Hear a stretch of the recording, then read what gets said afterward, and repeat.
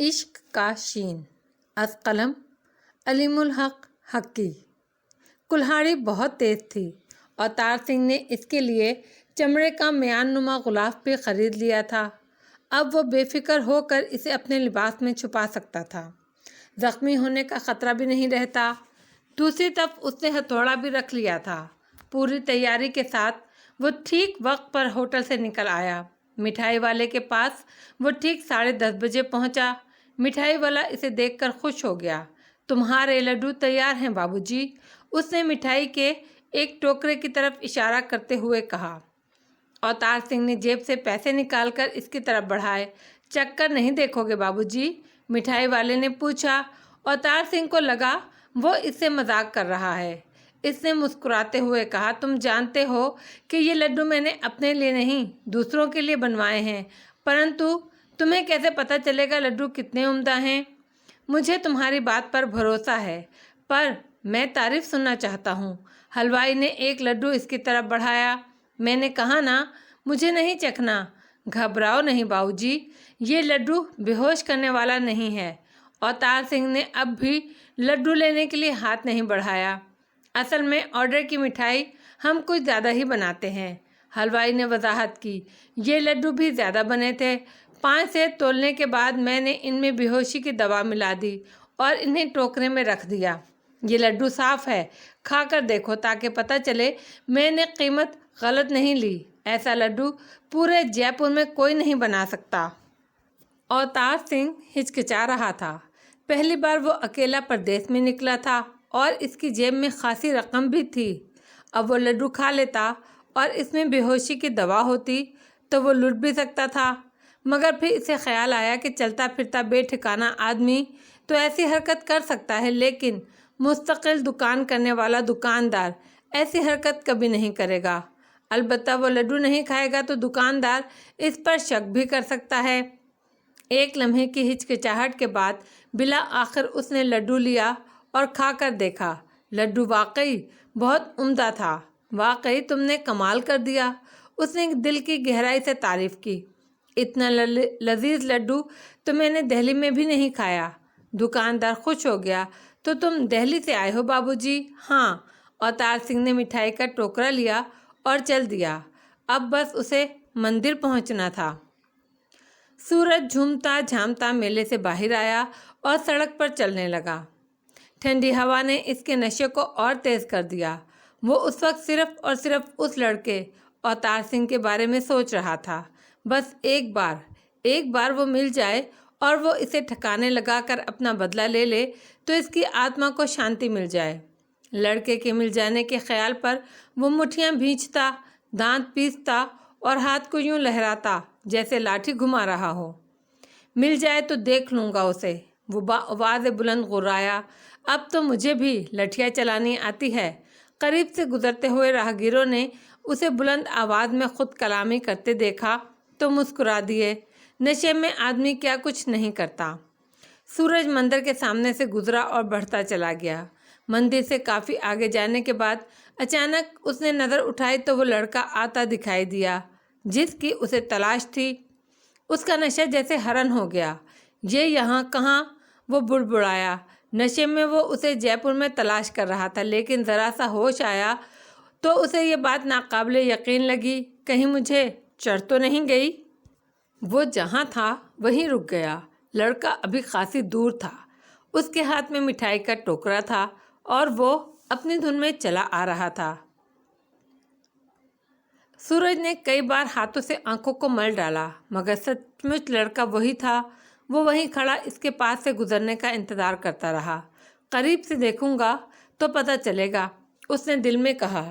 لڑکا ہر قدم اس سے قریب تر ہوتا جا رہا تھا اور ہر قدم پہ سورج کو احساس ہو رہا تھا کہ یہ نشے کا دھوکہ نہیں، سچ مچ وہی لڑکا ہے۔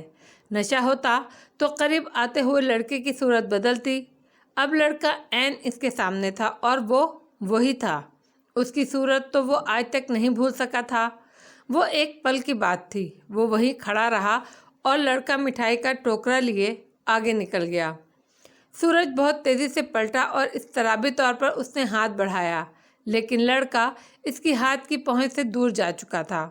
सूरज लड़के के पीछे पीछे चल दिया। वो सोच रहा था ये इंतकाम का मौका है जो किस्मत ने उसे दिया है। आज इसी वक्त वो इसे ख़त्म कर सकता है, लेकिन कैसे? नशे से निकलने की कोशिश में उलझते जहन ने सवाल उठाया। वाकई उसने सोचा, इस वक्त मेरे पास कुछ भी नहीं है, न लठिया न खंजर। कोई बात नहीं, दिल ने कहा, इसके पास भी तो कुछ नहीं। वो तो मिठाई का टोकरा उठाए हुए है, इसे जिस्मानी तौर पर ज़ेर किया जा सकता है। उस एक पल में सूरज पर अपने कितने ही भेद खुल गए। इतने अरसे से वो सिर्फ इस लड़के की नफ़रत, इंतकाम की आरज़ू में जो वो अपने अंदर पाल रहा था, उसकी बेखबरी में एक और चीज़ भी उसके अंदर पल रही थी, और वो था उस लड़के का खौफ। पिछले मार्के ने इस लड़के से खौफजदा कर दिया था उसे, क्योंकि उसने देखा था उस लड़के ने उस जैसे 3 शहज़ोरों को इस दिन ज़मीन चटा दी थी। 8 अफराद को भागने पर मजबूर कर दिया था। उसने पूरी तरह समझ लिया, हाँ वो इससे खौफजदा है। वो अकेला इससे नहीं लड़ सकता। लाठी होती, खंजर होता, तब भी वो इससे लड़ नहीं पाता। लेकिन एक बात थी, लड़का इसके शहर में था और अकेला था। ये इससे निमटने का बहुत अच्छा मौका था। सवाल ये था, अब वो क्या करे? वो इसके पीछे चलता रहा। उसने समझ लिया उसे ये मालूम करना है कि लड़का यहाँ कहाँ रह रहा है। दूसरे मरहले में वो अपने साथियों को इसके ठिकाने के बारे में बताएगा, लेकिन करतारा इस मामले में एतबार के काबिल नहीं। जसवंत ने उसे मना कर दिया है, कहा है लड़के को भूल जाओ। और यारों का यार करतारा अपने यार की बात नहीं टालेगा, वो उन्हें कुछ नहीं करने देगा। हाँ, रघुबीर काम का आदमी है, वो इससे इतनी ही नफरत करता है जितनी वो खुद करता है। और राजू और गोपाल हैं जिन्होंने उस दिन लड़के से जख्म खाए थे। बस तो वो जाकर रघुबीर को बताएगा, फिर वो राजू और गोपाल से बात करेंगे और इसके बाद इंतकाम। वो चलते चलते ठटक गया। लड़का बड़े मंदिर में चला गया और पुजारी से बात कर रहा था। सूरज वहीं खड़ा हो गया। उसे लड़का का पीछा करके उसका ठिकाना मालूम करना था। 5 मिनट हो गए, लड़का बाहर नहीं आया। अलबत्ता मंदिर का दरवाज़ा बंद कर दिया गया। सूरज वहीं खड़ा रहा। उसे यकीन था लड़का बाहर आएगा, तब वो उसका पीछा करके उसका ठिकाना मालूम करेगा। देर हो गई। आधा घंटा गुजरा, फिर 1 घंटा हो गया। लड़का बाहर नहीं आया। खड़े खड़े पहलू बदलते बदलते उसकी टांगें दुख गईं, मगर न दरवाज़ा खुला न लड़का बाहर आया। अब सूरज और इम्कानात पर गौर कर रहा था। उसके ख्याल में लड़के का ठिकाना मालूम हो गया था। जिस अंदाज में वो मंदिर में गया और वहीं रुक गया, इससे साबित होता था कि वो मंदिर ही में ठहरा हुआ है। अब बस उसे जाकर रघुबीर से बात करनी थी। रघुबीर भी यकीनन खुश होगा, फिर वो मिलकर कुछ करेंगे। वो मेले की तरफ जाने के लिए चला, लेकिन उसे ख्याल आया अब तक तो मेला उजड़ चुका होगा, यार लोग घर जा चुके होंगे। बेहतर यही है कि वो रघुबीर के घर जाए, वो वहीं मिलेगा। ये सोचकर वो रघुबीर के घर की तरफ चल दिया। बड़े पुजारी ने बेहद पुरतपाक अंदाज में अवतार सिंह का खैर मुकद्दम किया। आओ बालक पधारो। अवतार सिंह ने बाहे अकरा उसे नमस्कार किया। मैं ठीक वक्त पर आया हूँ ना महाराज? अविश बालिक अविश। चंद लम्हे गुजर गए। दोनों अपनी अपनी जगह खड़े थे। अवतार सिंह इस बात का मुंतज़िर था कि पुजारी मंदिर का दरवाज़ा बंद करे और इसे अंदर लेकर चले। अचानक उसे एहसास हुआ कि पुजारी को भी इससे कोई तवक्को है जो पूरी नहीं हो रही। वो समझ नहीं पा रहा था बात क्या है। अब देर किस बात की है महाराज? बिला आखिर उसी ने पूछा। कुछ भी नहीं बालक, बस तुम पूजा कर लो, भगवान की आरती उतार लो, फिर हम अंदर चलकर पाठ करेंगे। अवतार सिंह को अब दिखावे के लिए भी वो शिर्क गवारा नहीं था। पूजा तो वो कर ही नहीं सकता था, लेकिन मसलहत ज़रूरी थी। ऐसा ना हो कि पंडित इसकी तरफ से मुश्तबा हो जाए। पूजा भी ज़रूर करूँगा महाराज, और आरती भी उतारूँगा, उसने मुस्कुराते हुए कहा। परंतु पहले मुझे अपनी स्वर्गवासी माता जी की मनोकामना पूरी करनी है, ताकि उनकी आत्मा को शांति मिले। पहले मुझे अपना सपना पूरा करना है। पूजा तो मैं पाठ सुनने के बाद ही करूँगा। जो इच्छा तुम्हारी बालक। मैं दरवाज़ा बंद कर लूँ? पुजारी दरवाजे की तरफ बढ़ा। मंदिर का दरवाज़ा अंदर से बंद करने के बाद पुजारी ने बड़े बुत के साथ वाला दरवाज़ा खोला। आओ बालक। अवतार सिंह इसके साथ उस कमरे में चला आया। वहाँ पुजारी के चेले और देवदासियाँ पहले ही से बैठे हुए थे। पुजारी एक मोटे गद्दे पर फैलकर बैठ गया। आओ बालक, तुम यहाँ मेरे सामने बैठ जाओ। अवतार सिंह इसके सामने बैठ गया। अब उसे ये फिक्र थी कि इस वक्त कमरे में मौजूद लोगों के सिवा और कोई मंदिर में मौजूद तो नहीं है। अगर ऐसा होता तो उसका खेल खराब होने का खतरा था। अब वो ये बात पूछे तो कैसे? महाराज, और कोई मौजूद हो तो उसे भी बुला ले। बिला आखिर उसने कहा, मैं चाहता हूँ कि मंदिर में मौजूद सभी मुंश इस पाठ में शरीक हों। पुजारी मुस्कुराया। इस वक्त इन लोगों के सिवा मंदिर में कोई नहीं है बालिक। तो ठीक है महाराज। पुजारी ने गीता का पाठ शुरू किया और इधर अवतार सिंह को कराहत का एहसास शदीद होने लगा, जो हर गुजरते लम्हे के साथ बढ़ता जा रहा था।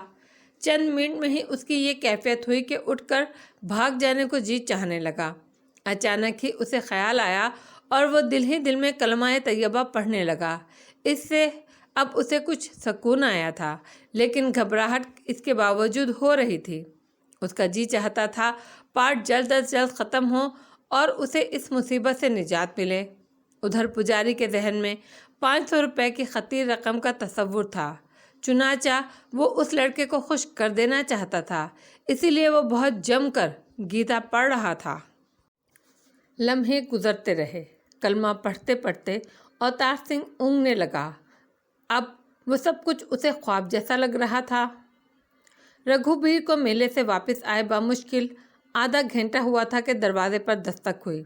बेवक्त की इस दस्तक ने उसे हैरान कर दिया। वो उठकर दरवाजे पर गया। उसने दरवाज़ा खोला तो सूरज उसके सामने खड़ा था। सूरज के चेहरे से उसे अंदाज़ा हो गया कि इसके पास कोई सनसनीखेज खबर है। क्या बात है यारा, अभी तो तू घर नहीं गया? इसने पूछा। नहीं। बात क्या है? अंदर बैठकर बताऊंगा, बड़ी खबर है। रघुबीर ने बैठक का दरवाज़ा खोल दिया। आ जा, पर तूने नींद खराब कर दी। खबर सुनेगा तो तेरी नींद उड़ जाएगी। अब सुना भी दे, आधी रात हो चुकी है। रघुबीर झंझला गया। खबर यह है, वो लड़का अवतार सिंह जयपुर आया हुआ है। किसने बताया तुझे? जसवंत ने। अरे, मैंने खुद देखा है उसे अपनी आंखों से। तब तो तूने उसे ख़त्म भी कर दिया होगा, रघुबीर ने तमस्सुखराना लहजे में कहा। पर तेरे कपड़ों पर खून के दाग वादे नज़र नहीं आ रहे। तू मजाक समझ रहा है? तो और क्या समझूं?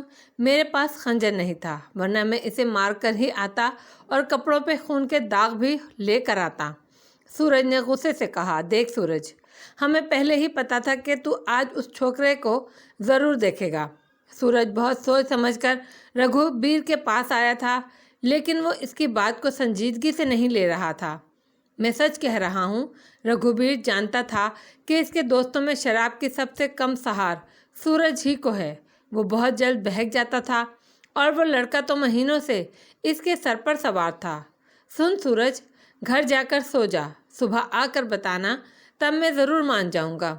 मैं नशे में ज़रूर था, लेकिन उसे देखकर मेरा नशा हरण हो गया। सूरज ने शिकायती लहजे में कहा। मैं सच कह रहा हूँ रघुबीर, मैंने उसे देखा है। अच्छा, ज़रा जम कर बता, उसे कहाँ देखा तूने? सूरज ने पूरी तफसील सुना दी।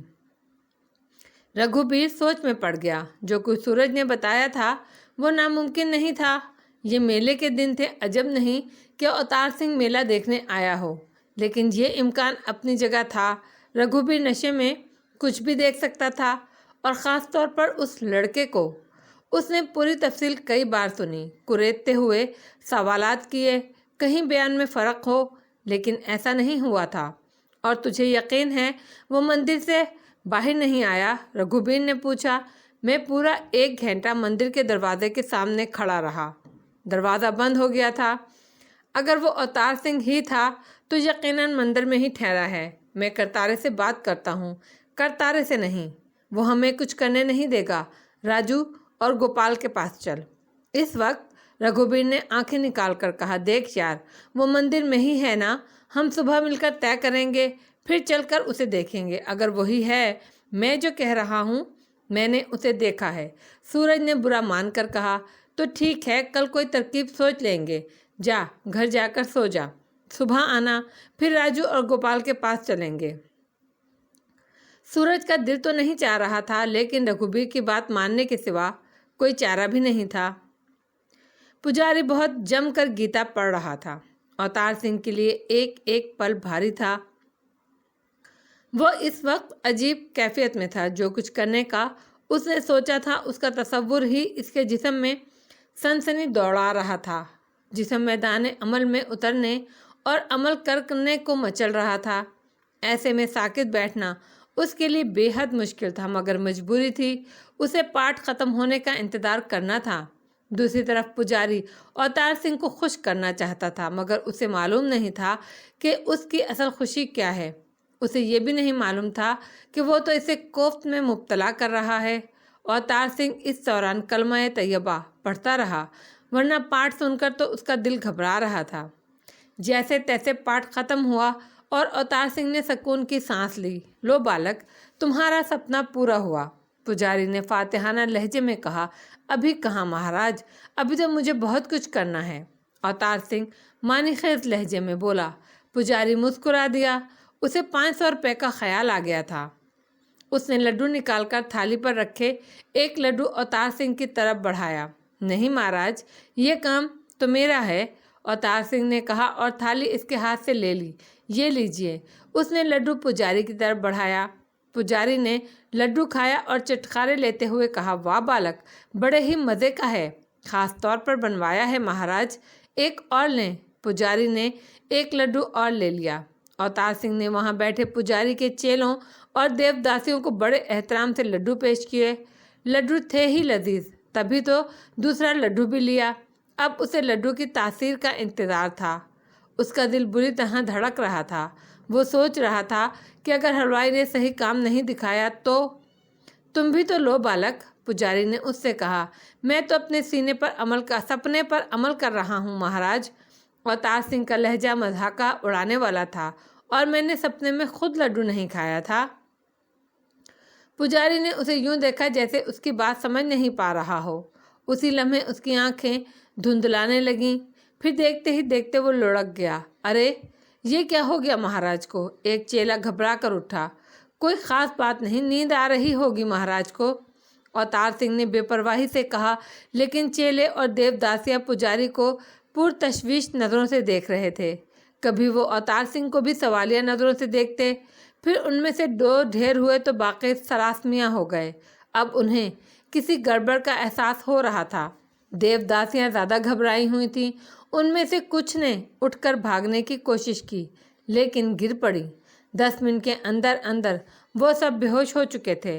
फिर भी अवतार सिंह ने अपने इत्मीनान के लिए एक एक को हिला जुला कर देखा, लेकिन किसी को भी ज़रा भी होश नहीं था। अवतार सिंह कमरे से निकल आया। पुजारी ने उसे यकीन दिलाया था कि वहाँ मौजूद सब लोग उसके कमरे में मौजूद हैं, लेकिन वो बेएहतियाती के मूड में नहीं था। उसने अंदरूनी हिस्से को, इसके एक एक कमरे को देखा, तब कहीं वो मुतमईन हुआ। वहाँ वाकई कोई नहीं था। जो लोग थे सब पुजारी के कमरे में बेहोश पड़े थे, यानी अब वो बग़ैर किसी रुकावट के अपना काम कर सकता था। उसने मंदिर के बैरूनी हॉल की तरफ खुलने वाला दरवाज़ा खोला और हॉल में चला आया। चंद लम्हे वो भगवान के बड़े बुत के सामने खड़ा उसे घूरता रहा। तो तुम भगवान हो? उसने चैलेंज वाले अंदाज में कहा। तुम ये सारी कायनात चला रहे हो, ये निज़ाम तुमने कायम किया है, यही बात है ना? हॉल में खामोशी सनसना रही थी। अवतार सिंह की सांसों के सिवा वहाँ कोई आवाज़ नहीं थी। तब तो तुम्हारी शक्तियों की कोई हद नहीं होनी चाहिए। तुम जिंदगी और मौत देते हो तो तुम किसी को भी बचा सकते हो। तुम्हें तो दिल का हाल भी मालूम होना चाहिए। तुम्हें इल्म होना चाहिए कि मैं यहाँ किस नीयत से आया हूँ, अवतार सिंह सरगोशी में कहे जा रहा था। चंद लम्हे वो बुत को यूं देखता रहा जैसे इसके जवाब का इंतज़ार कर रहा हो, मगर बुतों में जुम्बिश कहाँ होती है। बोल नहीं सकते तो कम से कम इशारा ही कर दो। तुम पलके झपकोगे तो मैं समझूंगा तुम हाँ कह रहे हो। पत्थर का बुत खामोश था, बेहसो हरकत था। कैसे भगवान हो तुम में तो इजहार की कुदरत भी नहीं। तुम्हें नहीं मालूम कि मैं यहाँ क्यों, किस लिए आया हूँ, क्या सोच कर आया हूँ? अवतार सिंह के लहजे में मलामत थी। चंद लम्हे खामोशी रही, फिर अवतार सिंह ने कहा, चलो मैं खुद ही बता देता हूँ। ये जो तुम्हारे शरीक हैं, उसने छोटे बुतों की तरफ इशारा किया, ये तुम्हारे साथी, मैं इन्हें तोड़ने के लिए आया हूँ। मुझे यकीन है तुम इन्हें बचाने के लिए कुछ ना करोगे। हो सकता है तुम मुझे मौत दे दो। अवतार सिंह ने अपने लिबास में से कुल्हाड़ी और हथौड़ा निकाला। ये देखो, मैं ये हथियार लाया हूँ, मैं इन्हें तोड़ दूंगा। रोक सकते हो तो रोको। अवतार सिंह कुल्हाड़ी और हथौड़ा लेकर छोटे बुतों की तरफ बढ़ा। सबसे पहले उसे छोटे बुत को निशाना बनाना था और इसके ख्याल में इसके लिए कुल्हाड़ी की ज़रूरत नहीं थी। इसने कुल्हाड़ी ज़मीन पर रखी और हथौड़ा संभाल लिया।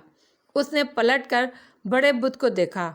तुम तो कुछ भी नहीं कर रहे हो, आखिर ये तुम्हारा कारंदा है, इसे बचाओ ना, उसने चैलेंज किया। फिर उसने हथौड़े से सबसे छोटी मूर्ति पर वार किया। एक ही वार में टूट गई वो। अवतार सिंह ठुठका, लेकिन अगले ही लम्हे मुतमईन हो गया। आवाज़ इतनी ज़्यादा नहीं हुई थी, फिर भी उसे मोहतात रहना था। रात के सन्नाटे में आवाज़ों का हजम बढ़ जाता है और वो दूर तक जाती हैं। उसकी इस एहतियात का सबब खौफ हरगिज़ नहीं था। बात सिर्फ इतनी सी थी कि वो मुदाखलत नहीं चाहता था। काम अधूरा छोड़ना उसे गवारा नहीं था। उसे ये डर नहीं था कि इसकी कार्रवाई के बाद वो पकड़ा गया तो लोग इसे ख़त्म कर डालेंगे। इसकी तो उसे परवाह ही नहीं थी।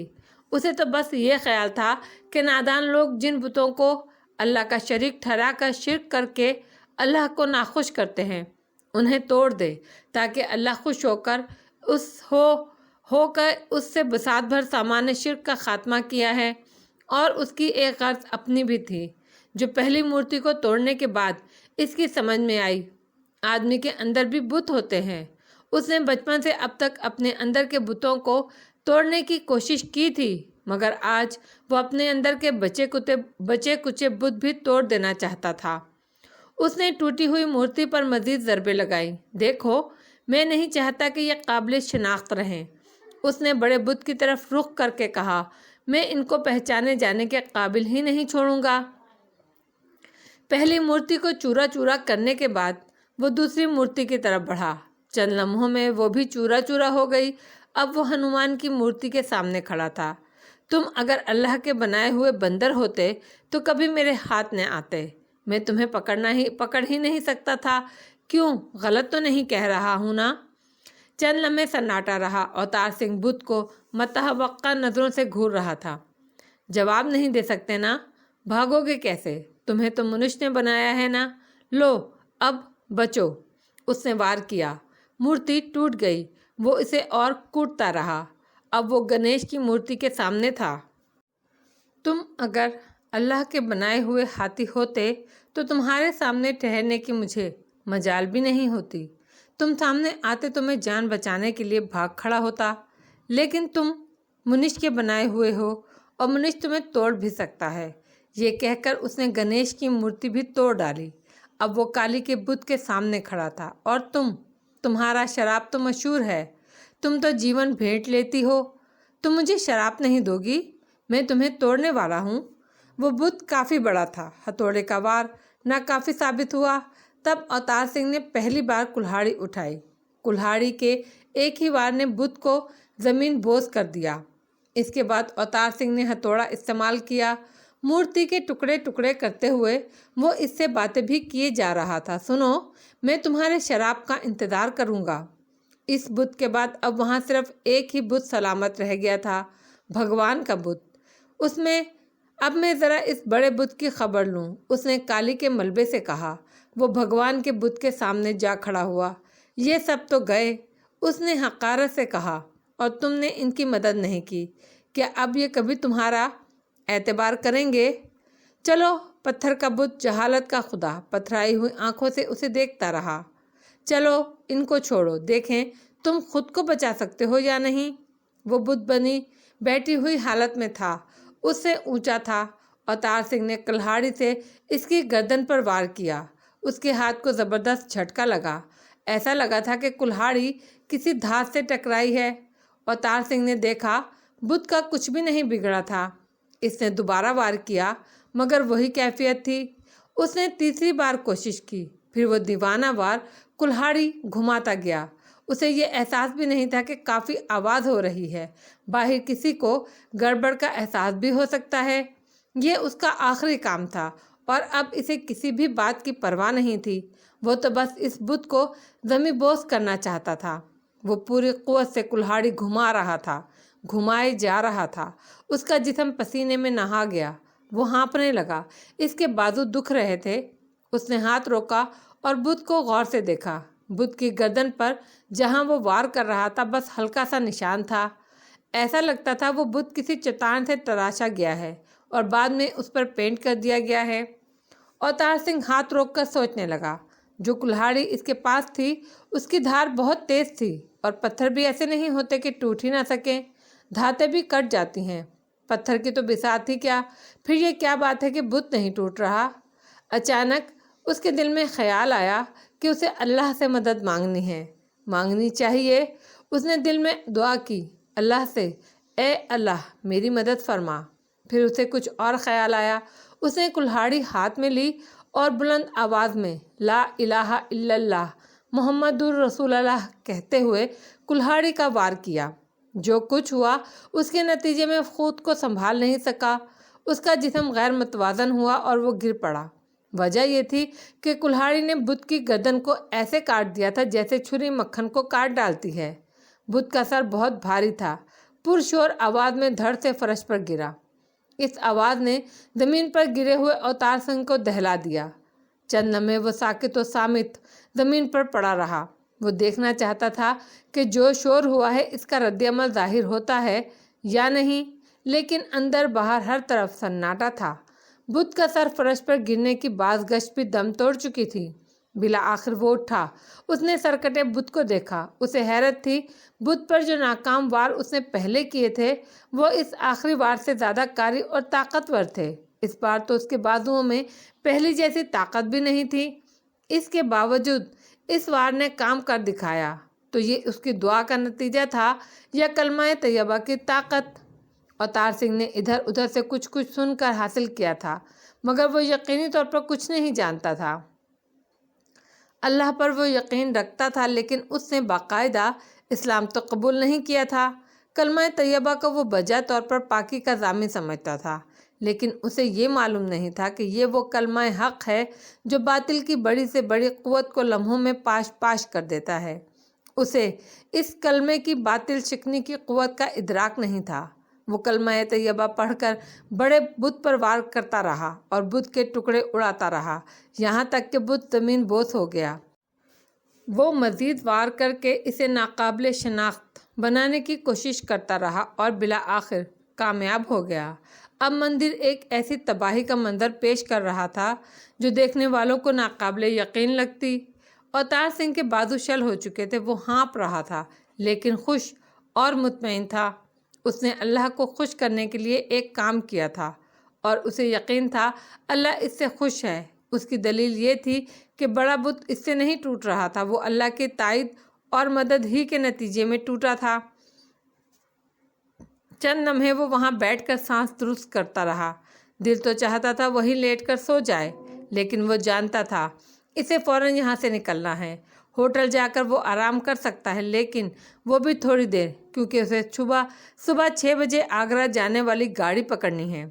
اس نے کلہاڑی اور ہتھوڑا اپنے کپڑوں میں چھپایا، مندر کے اندرونی حصے میں چلا آیا۔ وہاں بھی سناٹے کا راج تھا۔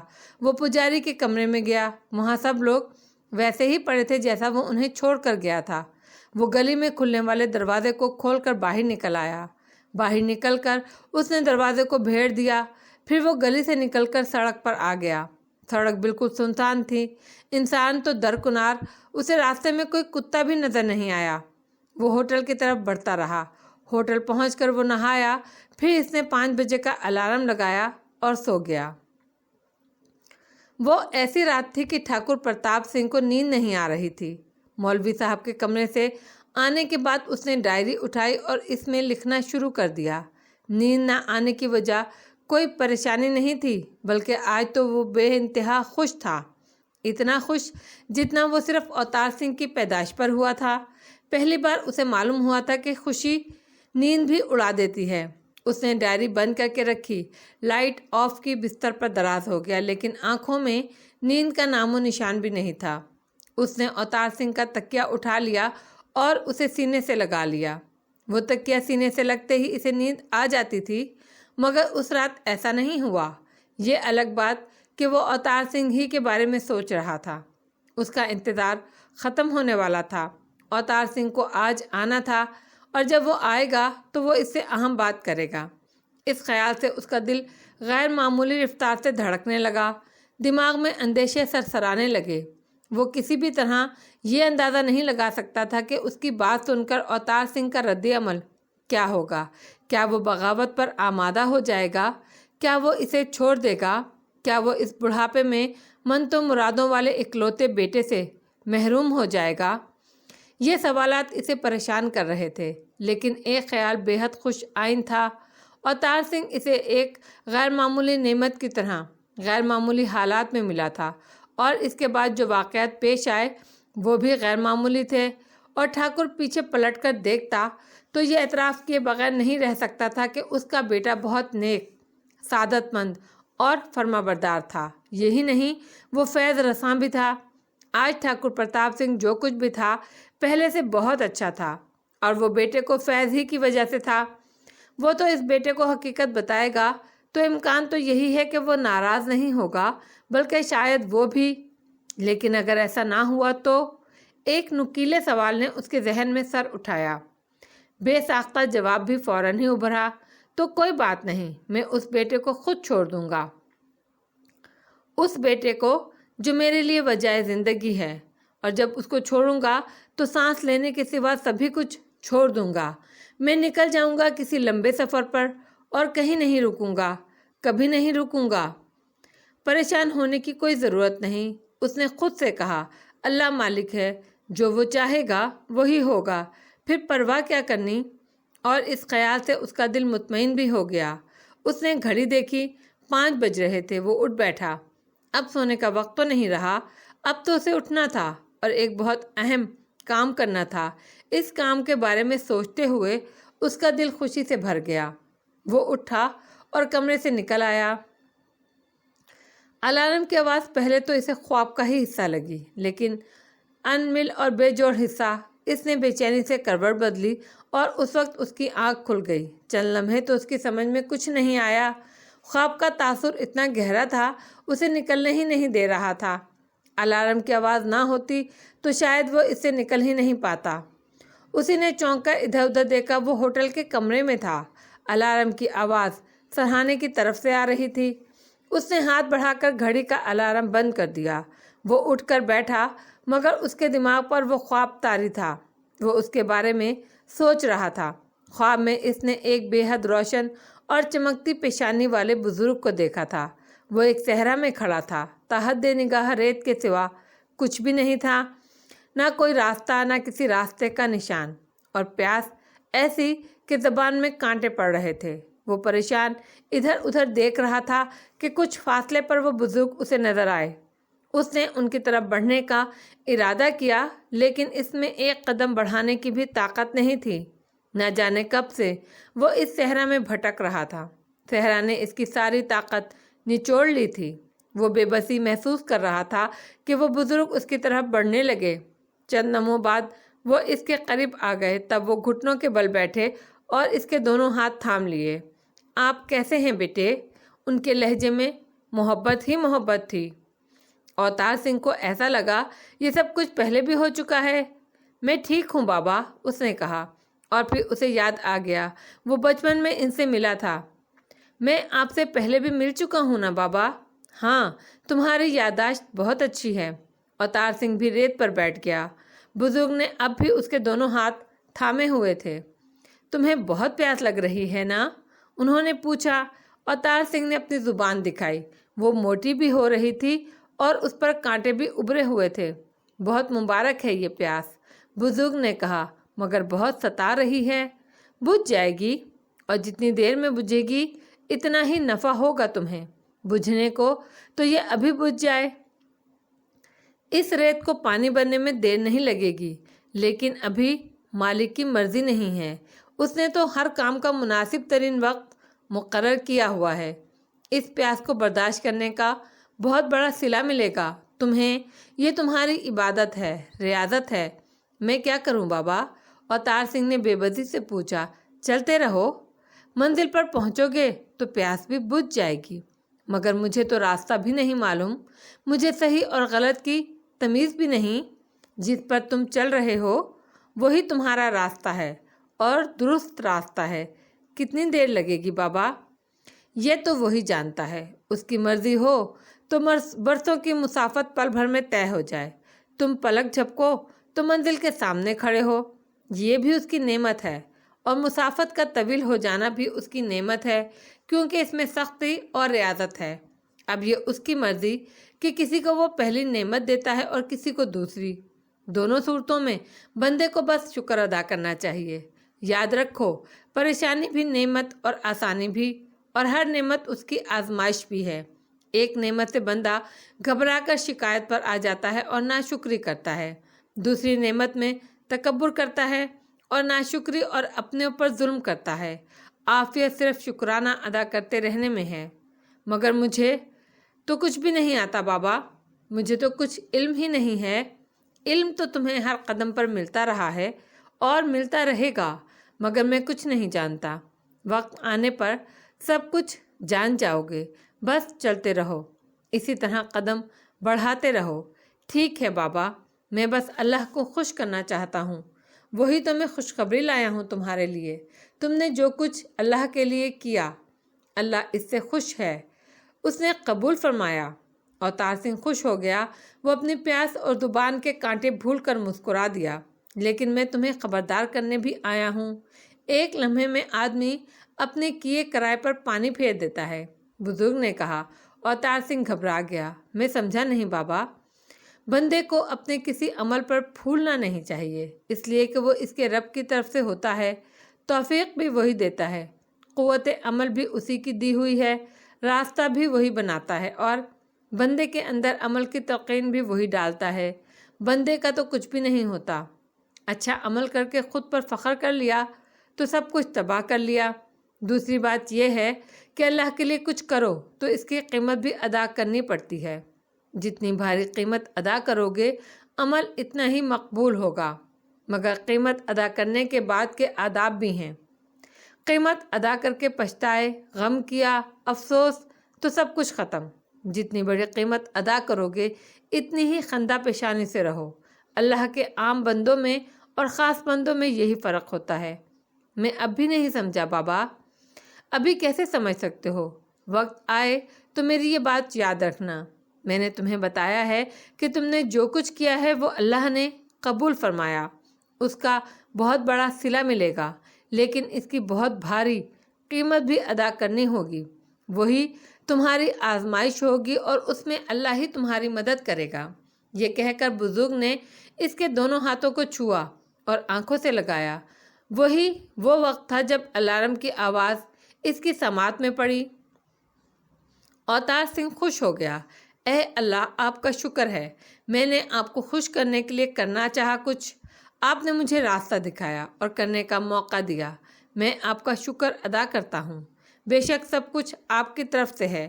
وہ چونکا، اسے یاد آیا کہ اسے تو آگرہ جانا ہے۔ وہ تازہ دم اور خوش و خرم تھا۔ وہ اٹھا اور اس نے سفر کی تیاری شروع کر دی۔ صبح 6 بجے وہ آگرہ جانے والی گاڑی میں بیٹھا تھا۔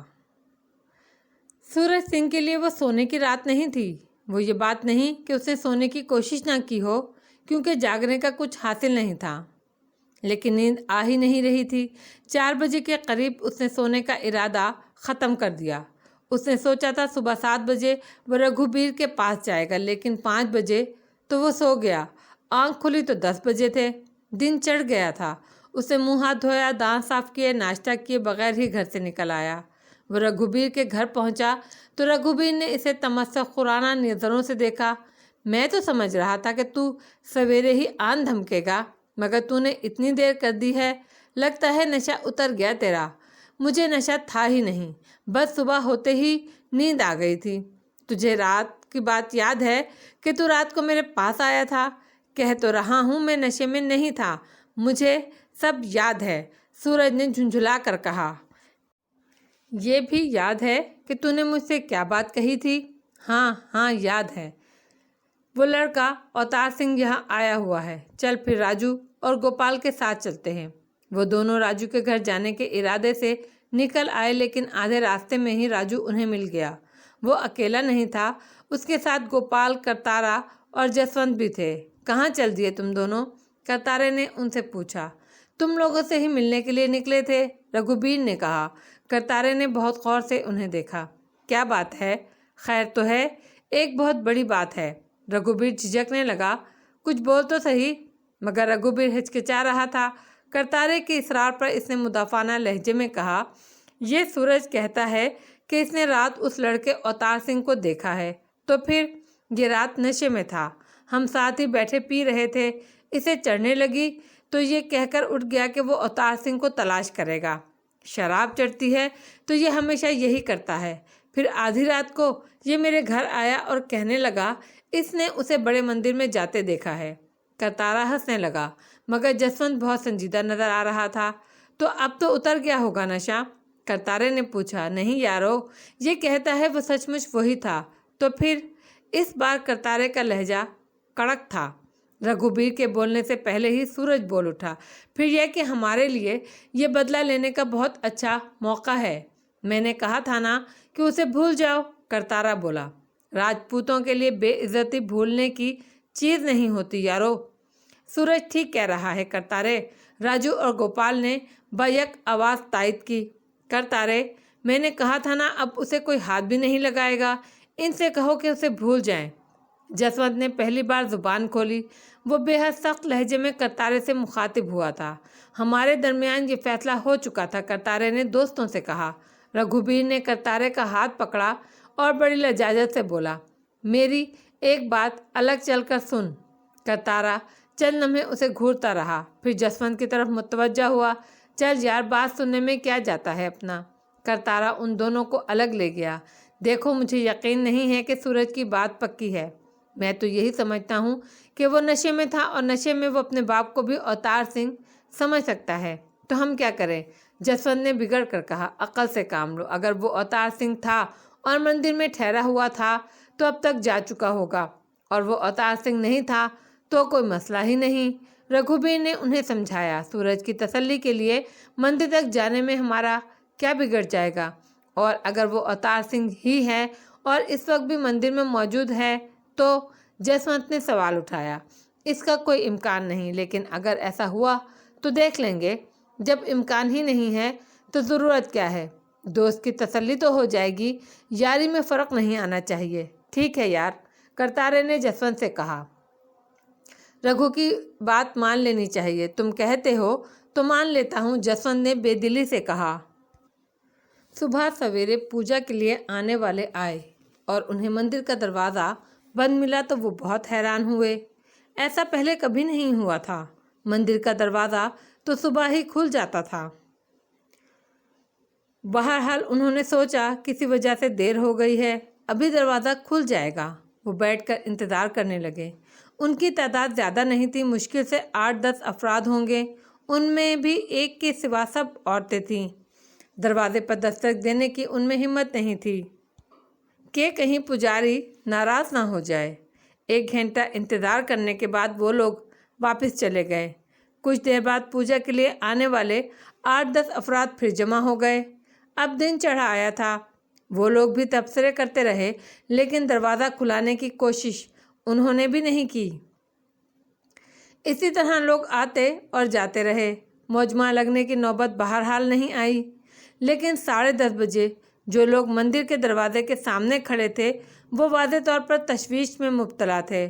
انہیں یہ بند دروازہ بہت غیر معمولی بات لگ رہا تھا اور وہ اسے نظر انداز نہیں کر سکتے تھے۔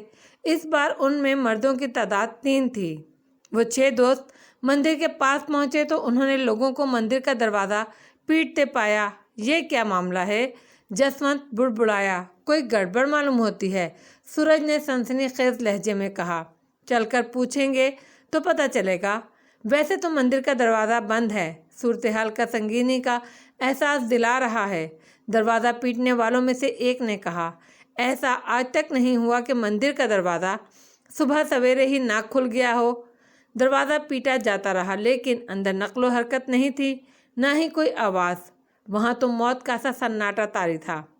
गली में दरवाज़ा है, उसे देखें, गोपाल ने कहा।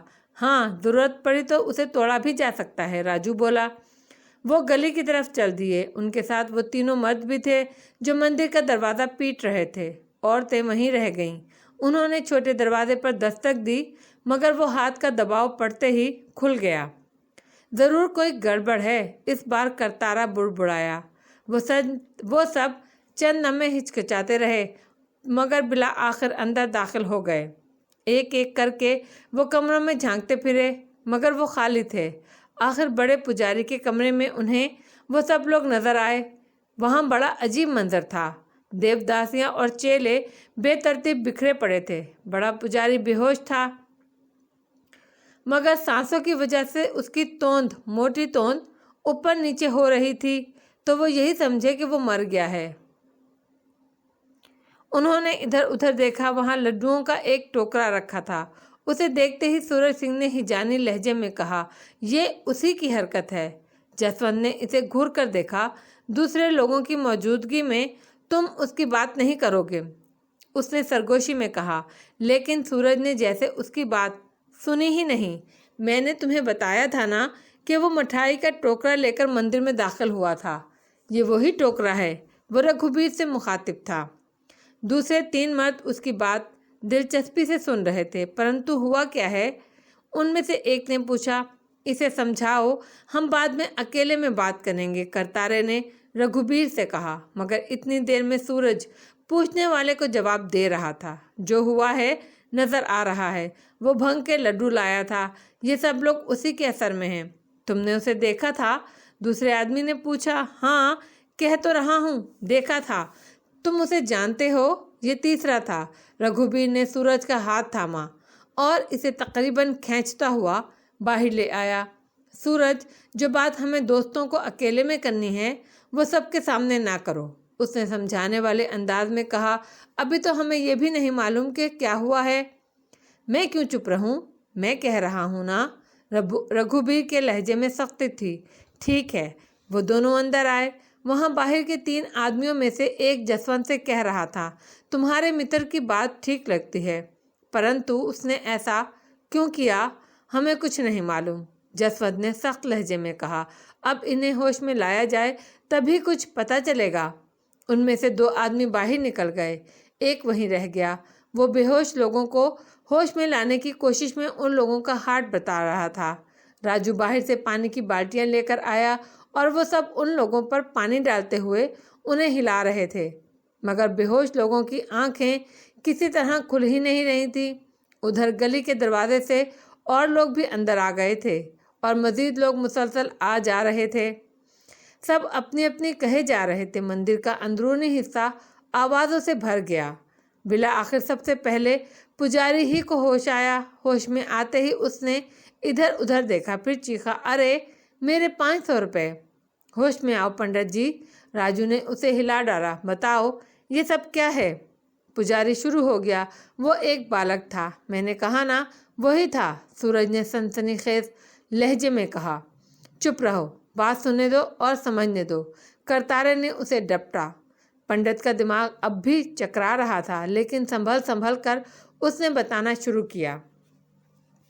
दूसरों को होश में लाने की कोशिश करने वाले भी इसकी तरफ मुतवज्जा हो गए थे। उधर हजूम काफ़ी बढ़ गया था। जसवंत काफ़ी परेशान दिखाई दे रहा था। वो बार बार करतारे से सरगोशी में बात करता। करतारा भी मुतफक्कर था। पुजारी ने अपनी सारी कथा सुना डाली। लड्डू खाने के बाद मैं देखते ही देखते बेहोश हो गया। इसके बाद मुझे कुछ याद नहीं, परंतु उसका कुछ मतलब तो हो है। किसी ने कहा, मेरा ख्याल है ये चोरी का मामला है, यहाँ कीमती चीज़ें भी तो होंगी। ये बात नहीं है, उसे पैसे की ज़रूरत नहीं। सूरज ने जल्दी से कहा, वो बड़े पैसे वाले लोग हैं, तुम उसे जानते हो? हाँ, अच्छी तरह। वो ठाकुरों की गढ़ी के प्रताप सिंह का बेटा अवतार सिंह था। लेकिन पंडित को चोरी की बात लग गई। वो जल्दी से कमरे में रखी तिजोरी की तरफ लपका। उसने चाबी लगाई और तिजोरी खोलकर उसका जायज़ा लेने लगा। پھر اس نے سر ہلایا اور آسودہ لہجے میں کہا، بھگوان کی کرپا سے سب ٹھیک ہے۔ سب ٹھیک تو ہو نہیں سکتا، کسی نے کہا، اس نے سب کو مذاق میں بے ہوش تو نہیں کیا ہوگا؟ تم اس کا حلیہ بتاؤ۔ سورج نے پجاری سے فرمائش کی۔ پجاری اوتار سنگھ کا حلیہ بتا رہا تھا اور سورج اپنے ساتھیوں کو فاتحانہ نظروں سے دیکھے جا رہا تھا۔ جسونت کے علاوہ وہ سبھی اسبات میں سر ہلا رہے تھے۔ مان گئے نا کہ وہ اوتار سنگھ ہی تھا؟ سورج نے فاتحانہ لہجے میں کہا۔ یہ تو دیکھ لو وہ کیا کر کے گیا ہے، راجو بولا۔ اس پر پجاری کو کچھ خیال آیا۔ دراصل ابھی وہ دوا کے اثر سے پوری طرح آزاد نہیں ہوا تھا۔ اس کا دھندلا دماغ دھندلایا ہوا سا تھا۔ بہرحال وہ کمرے سے نکلا اور مندر کے بیرونی حصے کی طرف کھلنے والے دروازے کی جانب بڑھا۔ سب لوگ اس کے پیچھے تھے۔ پجاری دروازہ کھول کر اندر داخل ہوا۔ اس کے ساتھ ہی اسی کے حلق سے ایک کریہا چیخ نکلی اور وہ پاگلوں کی طرح اپنے سر کے بال نوچنے لگا۔ دوسرے لوگ بھی اندر گھسے اور ان سب کا بھی برا حال ہو گیا۔ اب لوگ گھستے جا رہے تھے اور واویلا بڑھتا جا رہا تھا۔ مندر کا منظر بہت عجیب تھا۔ لگتا تھا لوہے کے کسی ہاتھی نے اسے رون ڈالا ہے۔ بات صرف اتنی سی نہیں تھی کہ وہاں کوئی بت سلامت نہیں تھا۔ معاملہ یہ تھا کہ وہاں یہ بتانا بھی مشکل تھا کہ کہاں کون سا بت رہا ہوگا۔ وہاں تو صرف ملبہ تھا۔ ان سب کے لیے وہ گویا قیامت تھی۔ رد عمل سب کا الگ الگ تھا۔ کوئی فرش سے سر ٹکرا رہا تھا تو کوئی دیوار سے، کوئی ماتھا ٹیکے بیٹھا تھا تو کوئی دھاڑے مار مار کر رو رہا تھا۔ پجاری پاگلوں کی طرح ادھر سے ادھر بھاگتا پھر رہا تھا، جیسے اس کی سمجھ میں آ نہیں رہا ہو کہ وہ کیا کرے۔ جسونت نے کتارے کو اشارہ کیا اور کتارے نے دوسرے ساتھیوں کو۔ وہ سب خاموشی سے باہر نکل آئے۔ مندر میں آنے والوں کا تانتا بندھا ہوا تھا۔ بتوں کو توڑے جانے کی خبر جنگل میں آگ کی طرح پھیل چکی تھی۔ دوستوں کی میٹنگ زیادہ دیر نہیں چلی۔ جسونت کے لیے اب بھی اس بات کی اہمیت تھی کہ کیدار ناتھ نے اسے منع کیا تھا، بتایا تھا کہ اگر اوتار سنگھ کو کچھ ہو گیا تو اس کا معاملہ بننے کے بجائے بگڑ ہی جائے گا۔ وہ اب بھی یہی چاہتا تھا کہ اوتار سنگھ کو کوئی نقصان نہ پہنچایا جائے۔ پہلے تو کرتارے نے معاملہ سنبھال لیا تھا، ورنہ جو لوگ وہاں سے زخمی ہو کر آئے تھے وہ تو بدلہ لینے پر مصر تھے۔ مگر کرتارے نے انہیں سمجھایا کہ یاری دوستی ہی کی خاطر وہ اس کام کے لیے تیار ہوئے تھے اور اب یاری دوستی ہی کی خاطر اس سے بچنا ہے۔ لیکن اب خود کرتارے نے جسونت کو سمجھایا، دیکھو یار، ادھر دوستی سے بڑا دھرم بڑا ہے۔ اب میں کسی کو سمجھا نہیں سکتا۔ پھر بھی بات صرف ہم دونوں کی نہیں، پورے شہر کی، اپنے دھرم کی عزت کی ہے۔ گوپال نے جسونت کی بات کاٹ دی۔ اب اگر ہم چاہیں بھی تو اس معاملے سے الگ نہیں رہ سکتے۔ گوپال ٹھیک کہہ رہا ہے، یقین نہ آئے تو باہر چل کر دیکھ لو، گوپال نے چیلنج کیا۔ وہ سب باہر آ گئے۔ باہر فضا ہی بدلی ہوئی تھی۔ چھوٹی چھوٹی ٹولیوں میں لوگ جمع تھے اور اس موضوع پر باتیں کر رہے تھے۔ وہ لوگ ان کے پاس سے گزرتے رہے اور ان کے کانوں میں باتیں پڑتی رہی۔ پر وہ تھا کون؟ وہ کوئی بھی تھا، ہمارے شہر کا ایک آدمی اسے جانتا ہے، اور وہ آدمی کون ہے یہ تو مجھے معلوم نہیں۔ کوئی بتا رہا تھا کہ ایسا ایک آدمی ہے۔ انہیں نہیں معلوم تھا کہ اس وقت وہ آدمی ان کے پاس سے گزر کر جا رہا ہے۔ سورج کو بے سوچے سمجھے زبان نہیں کھولنی چاہیے تھی، جسونت نے تعصب سے کہا۔ وہ کوئی ہمارے دیوی دیوتاؤں کا اپمان کرے اور میں اسے جانتے ہوئے بھی ہونٹ سیلوں؟ سورج نے چٹک کر کہا۔ سورج کا کوئی دوش نہیں، کرتارا بولا۔ وہ دور ہی گئے ہوں گے کہ ایک شخص نے سورج کو پہچان لیا۔ وہ لپک کر اس کے پاس آیا۔ تم نے ہی کہا تھا نا کہ تم اس مورخ کو جانتے ہو؟ اس کے گرد لوگ جمع ہونے لگے۔ ہاں میں جانتا ہوں۔ وہ کون تھا؟ سورج نے کہا۔ وہ کوئی مسلح ہے؟ کسی نے پوچھا۔ نہیں، راجپوت ہے، اوتار سنگھ نام ہے اس کا، پتا کا نام ٹھاکر پرتاپ سنگھ ہے۔ چھی چھی، راجپوت ہو کر ایسی حرکت! کلیوگ اسی کو کہتے ہیں بھائی، کوئی بولا۔ اچھا، وہ رہتا کہاں ہے؟ ایک گاؤں ہے ٹھاکروں کی گڑھی، سورج نے بتایا۔ لوگ پوچھے جا رہے تھے اور سورج جواب دے رہا تھا۔ اس دوران جسونت اور کرتارا وہاں سے چلے گئے۔ اصل میں جسونت نے اسے اشارے سے وہاں سے ہٹنے کو کہا تھا۔ کتنے گھر ہوں گے اس گاؤں میں؟ کسی نے سورج سے پوچھا۔ 100 سے اوپر ہی ہوں گے، بڑا گاؤں ہے، سورج نے کہا۔ تم ہمیں راستہ دکھاؤ گے؟ ایک جوشیلا نوجوان آگے بڑھا۔ ہم اس گاؤں کا نام و نشان مٹا دیں گے۔ اسے دیکھ کر چند اور نوجوان آگے بڑھائے۔ ہم بھی تمہارے ساتھ ہیں۔ کیوں نہیں، کوئی جائے نہ جائے، میں اور میرے متر وہاں جائیں گے اور اس لڑکے کو ختم کر کر ہی آئیں گے۔ سورج نے اپنے دوستوں کو دیکھتے ہوئے کہا، مگر اسے جسونت اور کرتارا وہاں نظر نہیں آ رہے تھے۔ اوش جائیں گے، راجو نے کہا، پرنتو پورا گاؤں پھونکنے کی ضرورت نہیں، ہمیں صرف دوشی کو سزا دینی ہے۔ اب 4 دوستوں کو خیال آ رہا تھا کہ انہیں جسونت اور کرتارے کی بات بھی رکھنی ہے۔ معاملہ کافی پیچیدہ ہو گیا تھا۔ بالکل ٹھیک، گاؤں کے نردوش لوگوں کو کیوں سزا دی جائے؟ رگھوبیر نے کہا، ٹھیک ہے، ہم ان سے کہیں گے کہ دوشی کو ہمارے حوالے کر دیں۔ جوشیلے جوانوں میں سے ایک نے کہا، اور ایسا نہ ہوا تو ہم پورے گاؤں کو پھونک ڈالیں گے۔ دوسرا بولا، تو کب چلو گے؟ تیسرے نے سورج سے پوچھا۔ سورج نے اپنے ساتھیوں کی طرف دیکھا، انہوں نے اسبات میں سر ہلا دیا۔ ہم تو تیار ہیں، اس نے جواب دیا، ابھی نکل کھڑے ہوں گے، ہمیں 1 گھنٹہ دو، ہم تیار ہو کر آتے ہیں، چوک پر ملیں گے۔ خیال رکھنا، ٹھاکروں سے مقابلہ ہے، کسی نے چیلنج کیا، دیکھ لیں گے۔ کئی غراہٹیں ابھریں، مجمع چھٹنے لگا۔ چاروں دوست گوپال کے گھر کی طرف چل دیے۔ یہ کرتارا کہاں گیا؟ جسونت کے ساتھ ہوگا، وہ اس معاملے میں ہمارا ساتھ نہیں دے گا۔ کوئی بات نہیں، ہمیں تو موقع مل گیا ہے، آج وہ نہیں بچے گا۔ جسونت کرتارے کا ہاتھ پکڑ کر تیز قدموں سے چل رہا تھا۔ جلدی کیا ہے یار؟ کرتارے نے احتجاج کیا۔ جلدی تو ہے، جسونت نے کہا، ہمیں ان لوگوں سے پہلے ٹھاکروں کی گڑھی پہنچنا ہے۔ کن لوگوں سے پہلے؟ تم نہیں سمجھ رہے، یہ لوگ وہاں حملہ کرنے جائیں گے تو پھر؟ کیدو نے کہا تھا اس لڑکے کو کچھ ہو گیا تو اس کا بڑا نقصان ہو جائے گا، اور اب اس لڑکے کی زندگی خطرے میں ہے۔ ہمیں جا کر کیدو کو بتانا ہے، خبردار کرنا ہے، تاکہ وہ لوگ اس سے پہلے ہی اسے چھپا دیں یا اسے کہیں بھیج دیں۔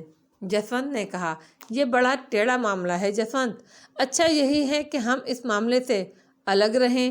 کرتارے نے اسے سمجھایا، تو بے شک نہ چل، میں تو جاؤں گا، تو جانتا ہے میرے لیے یاری دھرم سے بڑھ کر ہے، تو مجھے گالی کیوں دیتا ہے؟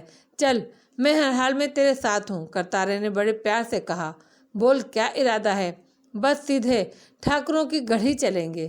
گھر پر تو کہہ دوں، اس وقت 1 لمحہ بھی ضائع نہیں کر سکتے، ہمیں اسی وقت نکلنا ہے، دیر ہو گئی تو ہم کچھ بھی نہیں کر سکیں گے۔ ٹھیک ہے یار، کرتارے نے سپر ڈال دی۔ 1 گھنٹے بعد وہ چاروں چوک میں پہنچے تو وہاں 3 جوان آدمی پہلے سے موجود تھے۔ انہیں کچھ مایوسی ہوئی۔ صرف 3؟ گوپال بولا، انتظار کرو، ابھی اور آ جائیں گے، راجو نے کہا۔ گوپال ان بات تینوں کی طرف متوجہ ہوا۔ ان میں سے ایک کے پاس تلوار نظر آ رہی تھی۔ تم لوگ کیا لائے ہو؟ اس نے باقی دونوں سے پوچھا۔ میرے پاس خنجر ہے اور میرے پاس تمانچہ۔ تیسرا بولا، حملہ کرنے کے لیے کتنے آدمی ہونے چاہیے تمہارے خیال میں؟ پہلے نے سورج سے پوچھا۔ سورج چند لمحے سوچتا رہا۔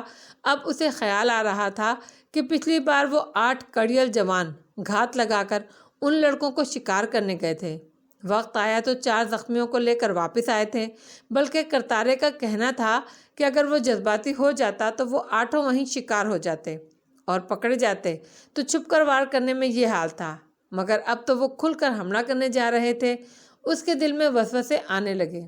جانے والوں میں کون دھڑ والا ہے، کون بھاگ کھڑا ہوگا، یہ کسی کو معلوم نہیں تھا، مگر اب وہ پیچھے نہیں ہٹ سکتا تھا۔ بات غیرت کی اور اس سے بڑھ کر دھرم کی تھی۔ 100-150 آدمی ہونا چاہیے، اس نے کہا، پر ہم تو صرف 7 ہیں، آدھا گھنٹہ اور دیکھ لیتے ہیں، سورج نے کہا۔ اب تو چاہے اکیلے جانا پڑے، میں ضرور جاؤں گا، راجو تاؤ کھاتے ہوئے بولا۔ وقت گزرنے لگا، پھر لوگ 1-1 2-2 کر آنے لگے۔ کسی کے ہاتھ میں لاٹھی تھی تو کسی کے پاس بلم۔ سورج کو مایوسی ہونے لگی۔ اس نے تو سوچا تھا کہ تعداد میں کمی کا بہانہ بنا کر مہم کو منسوخ کر دے گا۔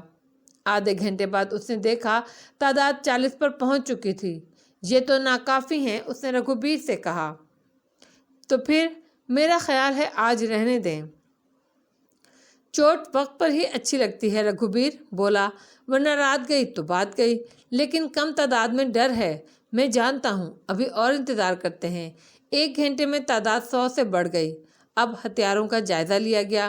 حوصلہ افزا بات یہ تھی کہ تمانچوں اور بندوقوں کی تعداد زیادہ تھی۔ سورج کو متفقہ طور پر سردار چن لیا گیا۔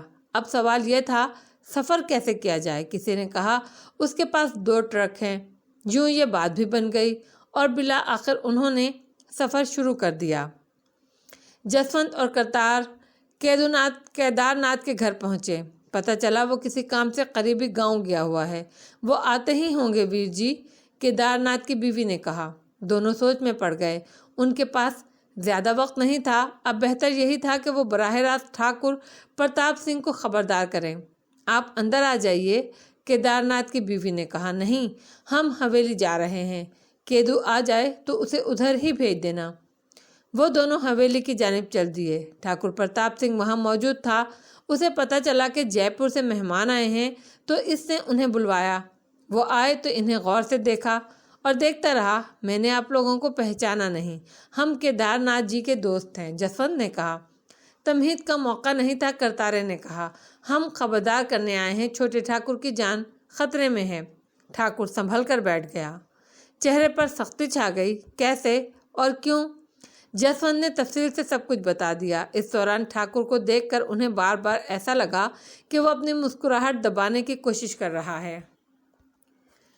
تمہیں یقین ہے وہ اوتار سنگھ ہی تھا؟ پکا وشواس ہے ٹھاکر جی، پر آپ چھوٹے ٹھاکر کو بلا کر پوچھ لیں، وہ تو ابھی تک واپس ہی نہیں آیا ہے، ٹھاکر نے اطمینان سے کہا۔ جسونت اور کرتارے کو یقین نہیں آیا، لیکن وہ جانتے تھے کہ ٹھاکر جھوٹا اور بزدل بھی نہیں ہو سکتا، پر اکلوتے بیٹے کی محبت بڑی چیز ہوتی ہے۔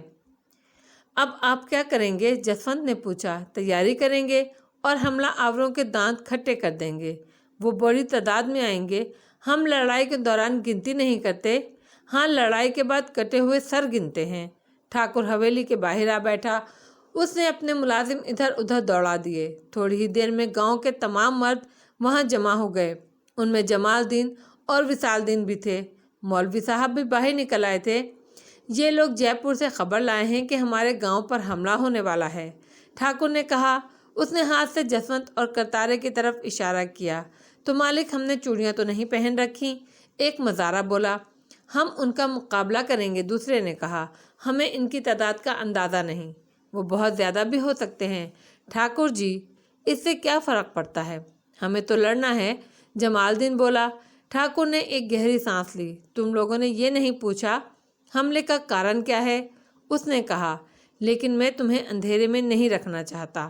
ان لوگوں کا کہنا ہے کہ میرے پتر اوتار سنگھ نے جے پور کے بڑے مندر میں تمام بت توڑ ڈالے ہیں۔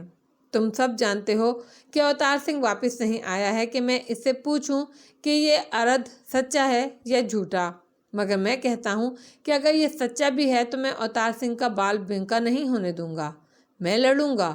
ٹھاکر کی بات سن کر سب سناٹے میں آ گئے تھے، کوئی کچھ بھی نہیں بولا۔ اب میرا کہنا یہ ہے کہ تم میں سے جس کا جی چاہے گاؤں چھوڑ دے، مجھے کسی سے کوئی شکایت نہیں ہوگی، اور جس کا جی نہ چاہے وہ لڑائی میں حصہ نہ لے۔ ہم ٹھاکر لوگ ویسے بھی اپنی جنگ آپ ہی لڑتے ہیں۔ یہ سن کر جہاں کچھ لوگوں نے سکون کی سانس لی، وہاں کچھ لوگ تڑپ گئے۔ آپ ہم کو چھوڑ کر کیسے جا سکتے ہیں انداتا؟ ان میں سے ایک نے ہاتھ جوڑتے ہوئے کہا۔ جیون بھر نمک کھایا ہے آپ کا، تو جو میرے ساتھ ہیں وہ اس طرف آ جائیں، ٹھاکر نے کہا۔ کچھ لوگ اس طرف آ گئے، دوسرے لوگ نظریں چرا رہے تھے۔ ٹھاکر نے بنسی دھر کو حکم دیا کہ حویلی سے اسلحہ نکال کر لائے۔ اسلحہ ہر طرح کا تھا، اس میں بندوق، پستول اور کارتوس بھی تھے، اور نیز تلواریں اور کلہاڑیاں بھی۔ جس کا جو چیز چاہے لے لے۔ لوگوں نے اپنی پسند کے ہتھیار اٹھا لیے۔